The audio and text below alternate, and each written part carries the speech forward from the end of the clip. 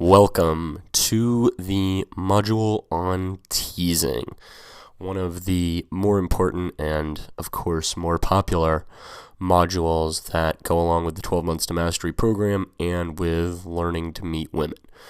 So let's jump into teasing right away and give you a definition of teasing that we're going to be using for the entire year. This is the only definition of teasing you really need to know. So, the best definition of teasing ever is the following. Teasing is basically the opposite of sarcasm. Sarcasm is saying something which on face value is complimentary and meaning something rude. For example, if I'm like, oh, wow, that's a nice shirt, bro, and I really mean your shirt sucks, that's sarcastic. Teasing, on the other hand, is saying something that the forward line communication that on the face of it is rude or funny, but has the underlying meaning of I like you. When you're teasing girls, they should never actually think you're not interested in them. It's not an indicator of disinterest. It's not active disinterest. It's not disqualifying them to make them feel like they don't have a chance with you. All of these tactics and techniques, everything you learn with teasing is going to be competent flirting. The reason teasing works is that it's a way of demonstrating interest without being needy or lame or boring, and it allows you to emotionally stimulate. So teasing is really, really, really important, but it's really even more important that you understand why you're teasing and how teasing actually works. So we're going to go through all of that today, as well as give you some word-for-word definitions. So why do we need to tease girls? There are a lot of reasons, a million reasons, but we want to look at the most important ones. Number one, it's playful. Every guy in the world is overly serious or nervous or intense or weird when it comes to talking to girls they don't know. By teasing a girl, you're showing you're playful, you're not taking the interaction too seriously, you're not overly invested in a stranger. The second thing it does is it shows you're not intimidated. It shows that you're not scared of her, that you're not going to kiss her ass, that you don't think she's above you. That's a really big part of pickup. Women are biologically designed to not be attracted to men who are equal to them or lower than them, but to guys who are a little bit higher than them. Which brings us to number three. It passively sets your value higher than hers. This is really, really important. If I tease a girl and call her a dork and she laughs and doesn't argue and I get away with it, I've passively set the frame that my value is a little bit higher than hers because I can tease her and get away with it. People who are lower value or even equal value generally can't get away with teasing someone. So if you tease a girl and she doesn't, get crazy with you, it passively sets your value higher than hers. Number four, it demonstrates pre-selection.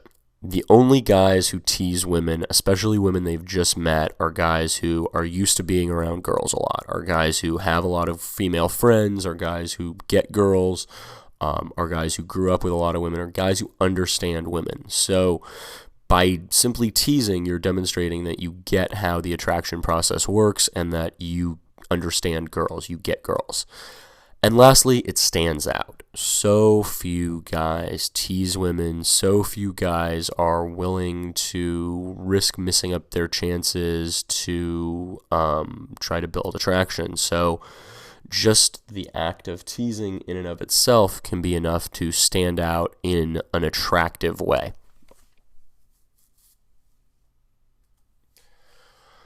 All right, when should you tease a girl?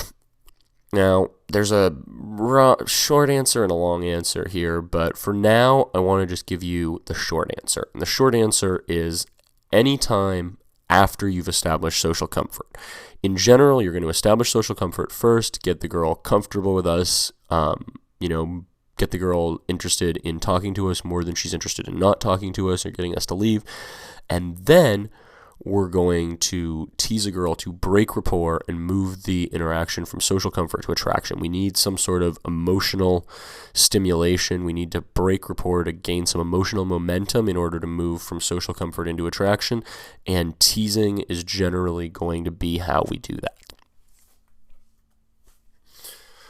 I want to make a note. Delivery is super awful, uber important for teasing. It's really, really, really important because a lot of times the difference between a tease working and failing is in your delivery. There's a big difference between you and I are not going to get along, I can already tell, and you and I are not going to get along, I can already tell.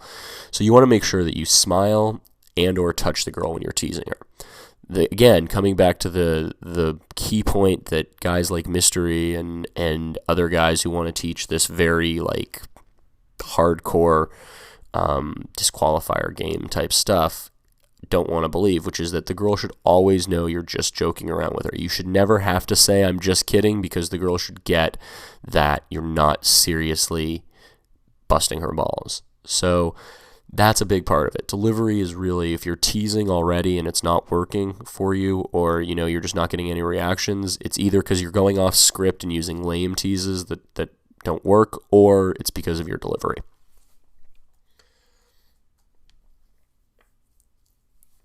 Now, there's a million ways to tease a girl once you know kind of what you're doing and what works. But for now, for the next 6 to 12 weeks, I want you to just stick to these 5 awesome ways to tease women. And the 5 ways to tease women are, number 1, push-pulls. Push-pulls are great because they combine teases and compliments. They're very, very safe, they're very fun, and they're really easy to use. Nicknames. Nicknames are simple. They're easy to remember. For guys who have problems remembering what to say to tease, nicknames are what you want to go with because they're usually one word. Number 3, disqualifiers. And again, the way I teach disqualifiers is very, very, very, very, very 180 degrees diametrically opposed to how Mystery teaches disqualifiers or how anyone else in the community teaches the idea of disqualifiers. Disqualifiers are not real. If the girl actually thinks she doesn't have a chance with you, your availability drops to nothing and the girl becomes less interested. Number 4, false time constraints. You notice I didn't teach these in the opening phase. I don't think they're a good idea for opening because until you've established social comfort, you don't want to be like, well, I've only got a minute, because then they're going to be like, well, you should get back to your friends then if they're not comfortable with you. But you can use false time constraints to tease and to spike a little bit of emotion. And lastly, sexualized teasing. And sexualized teasing is the most advanced of these techniques, and it's also the one that you're not going to use as a means of transitioning from social comfort to attraction. You're going to use sexualized teasing as an attraction amplifier, which I've talked about a little bit before, but I'll talk about what attraction amplifiers are again in the next little bit. So let's get into each one of these 5 great ways to tease right now. Number 1, push-pulls. Push-pulls, like I said, are a compliment and a tease paired together. They can be a pull-push, starting with a compliment, or a push-pull, starting with a tease. They're great because they use the principle of applying opposites. This is a really powerful psychological principle. When you use the apposition of opposites, you're doing one thing that's cold and says, I don't like you, and one thing that's warm and says, I do like you. It's a really good idea to apply opposites physically. So, for example, if I say something really nice to a girl, and I go, oh my God, you were so awesome, I might push her away. Or if I say something like, I hate you, I might pull the girl in and hug her. This just keeps the girl off balance. It keeps her a little bit confused. It keeps her from getting bored and really keeps the emotional stimulation going. So let's look at a couple of different examples, word for word, that you can start using today, tonight, to really tease girls. Number 1, you're either the coolest girl I've ever met or a complete weirdo, and I really can't tell. Again, that's a pull-push. You're either the coolest girl I've ever met, pull, compliment, or a total weirdo, push. You're the coolest girl I've met in the last 5 minutes. Pull, push. You are sickeningly adorable. Push, you are sickening, adorable. Pull. You're cute. I hate cute girls. Again, really simple one. Again, make sure you smile when you're saying this. She should not actually think you hate cute girls or hate her. A lot of the things with teasing is you're saying ridiculous things because it's the subtext of the communication. It's the fact that you're putting a barrier up. You're hot. Hot girls are trouble. I love calling girls trouble. That's a really good all-purpose tease you can use. So there are like 5 push-pulls you can use. Use those. Don't try to make your own. You're not good enough at pickup to try to make your own push-pulls. Trust me. Every boot camp we get guys who want to make up their own teases, and they're never, ever, ever, ever good. They're always bad. Literally, I've never had a student come up to me with a tease and me be like, wow, that's really good. I should use that. Doesn't happen. Stick to the basics, because unfortunately at this point I know a lot more about pickup than you do. So don't create your own routines. Nicknames. Nicknames are good because they're simple 1 or 2 word descriptions for the girl you can throw out in any situation. Princess. Oh my God, you're such a princess. Tiger. Little one. Little one's a really good one, especially if you're a taller, bigger guy, because it reinforces the fact that women like to feel small around guys. Missy, brat, hot mess, punk, trouble, dork, any of those. If you're really, really, tied for what to say, just go, you're such a dork. It's the easiest tease possible. Most girls just laugh and giggle when you say it. So you don't need to have like a logical reason you're teasing. That's another reason guys get screwed up over teasing a lot, is they think that they have to have like a logical reason to tease. They're like, but what? She hasn't done anything for me to call her a dork. It doesn't matter. Teasing is emotional communication. It's not logical. No one's going to follow the train of logic as to why you're teasing her about a specific thing. Disqualifiers. Okay. So, like I said, I teach disqualifiers in a completely different way than anyone else who is teaching pickup. Disqualifiers are a fun way to tease the girl or suggest that it'll never work out between the two of you playfully because of some sort of ridiculous barrier. Barriers increase attraction. If you look at any love story from Romeo and Juliet to any crappy Hollywood movie like No Strings Attached, there's always some disqualifier. There's some reason you can't be with the person you want to be, and that makes you want them more. It's basic human psychology. Hollywood and writers are really good at getting to the crux of human psychology, which is that we want what we can't have. So barriers increase attraction. Now, that happens to a point. Barriers increase attraction to the point that the person still feels like they have a chance. Now, a good example of this is, let's say you have a really big crush on Angelina Jolie, and, you walk up to her and she goes, oh, it's too bad because you're not my type. You're going to be crushed. She's now taken away any availability that you thought you had, and you feel like you have no choice. However, if she makes a joke disqualifier, you're going to feel a lot better. So a bad disqualifier would be saying something like, you're really pretty. It's just a shame you're not my physical type. That's going to crush a girl. That's going to make a girl feel really bad, which is not conducive to getting laid. So will some girls with low self-esteem and father issues try to win you over because you say that you don't want them? Yeah, but rarely. I mean, the thing is, most of you guys are not good enough at pickup to use disqualifiers in that way. The only guy I've ever really seen use harsh disqualifiers and get away with it is Mystery, and there's particular reasons as to why he can do that that are unique to him. Most people can't do it. I can't do it. I don't do it. I've had nothing but bad reactions with harsh disqualifiers. Instead, I'll use what I call good disqualifiers. So I might say something like, you're really pretty. It's too bad you're not my physical type. I mean, I only like 300-pound, half black, half Asian women. So, I mean, maybe if you gained like 50 pounds, but I mean, you probably weigh like 110 pounds. You'd be like 160. That's like half of what I like. Here, I'm putting in a barrier, but I'm putting in a barrier that's ridiculous. I'm putting in a barrier where she's going to laugh and she's going to get that I'm just teasing her, I'm just messing with her. But it does create the issue of what is actually my physical type. Is she actually my physical type? It creates a little bit of question without really slamming the door on her. The thing with a disqualifier is they're funny and they're meant to kind of put a little barrier in between you and the girl without slamming the door on her, without making her feel like you don't like her or like you're actually not interested. Because a lot of the time, the girls will just move on.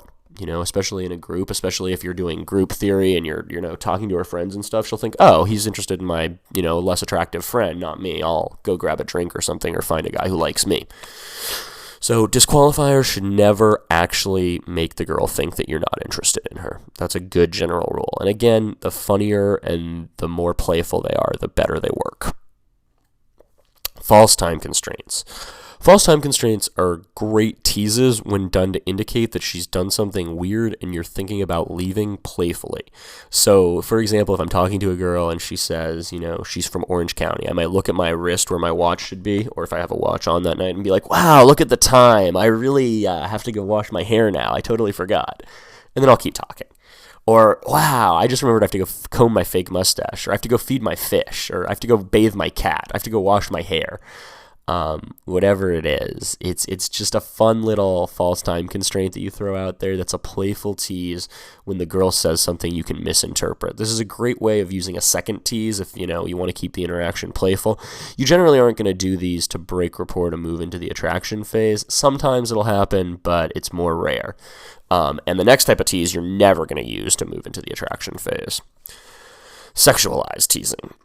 This is the most flirty kind of teasing and should always be done after you have attraction. So I know in the last video on the 22 skills of attraction, I talked about attraction amplifiers and how certain techniques like cocky and funny do not create attraction in and of themselves. They amplify the attraction that's already there.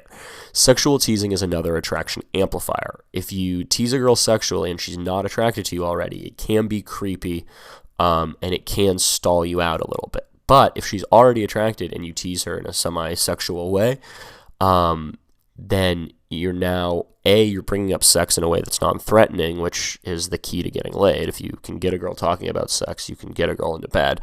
But it's also a way to amplify that attraction and start building sexual attraction, which is another form of the various forms of attraction that we talked about in the attraction video where I described different types of it. So these things you're going to use a little bit later on, maybe 10, 15 minutes in, but they're really great amplifiers and they start moving the ball towards sex. So for example, I might say something like, whoever your last boyfriend was clearly didn't spank you enough. Or, it's never going to work out between us because you're totally the missionary position lights off girl.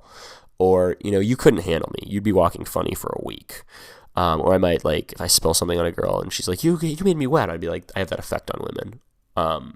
These are all just sexualized teasing.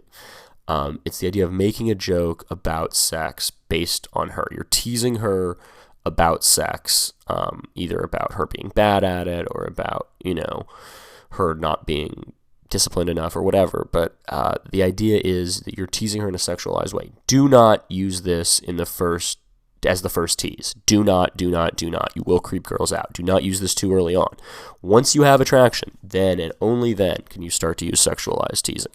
But it is one of the more powerful tools for moving things in a sexual direction.